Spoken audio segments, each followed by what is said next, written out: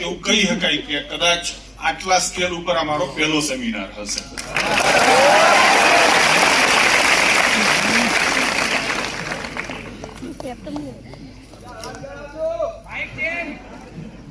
મને ફાવટ નથી, માઇક તો બરાબર જ છે.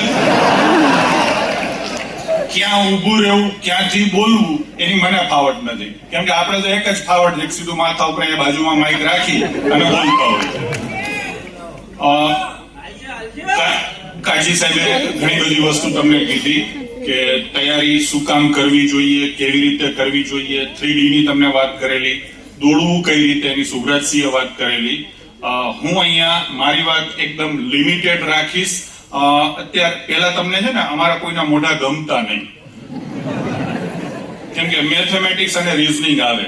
મોટા ભાગના આજથી 4-5 વર્ષ પહેલાની આપણે વાત કરીએ ને તો બધા સ્ટુડન્ટો મેથ્સ અને રીઝનિંગ ને સ્કીપ કરી દે. હવે જમાનો બદલાઈ ગયો છે કે આને તમે સ્કીપ કરશો તો નહીં ચાલે. તમારા ખાખીના સપના હોય, બીજા કોઈ પણ સપના હોય તો સૌથી પહેલા વચ્ચે હું આડો આવીશ.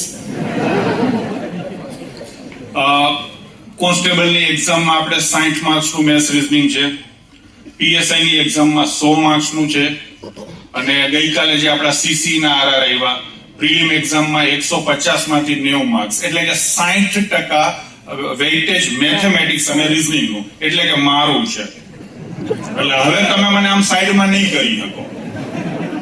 હું તમને ગમતો હોઉં કે ના ગમતો હોઉં, મને તમારે સહન કરવો પડશે.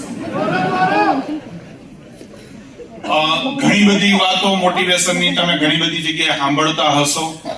મારો અહીંયા પર્પઝ એવો રહેશે, જેમ કે આપણે મેથેમેટિક્સ ને રીઝનિંગ એ કઈ રીતે કરીએ, ટુ ધ પોઈન્ટ અને ઘા સીધું પતી જાય. તો અત્યારે મારું જે કઈ વક્તવ્ય છે એને પણ હું એ જ રીતે રાખીશ કે ટુ ધ પોઈન્ટ આપણે ચાલશું અને ટૂંકમાં પતાવશું. મેં ઘણી બધી વસ્તુઓ યુટ્યુબના માધ્યમથી તમને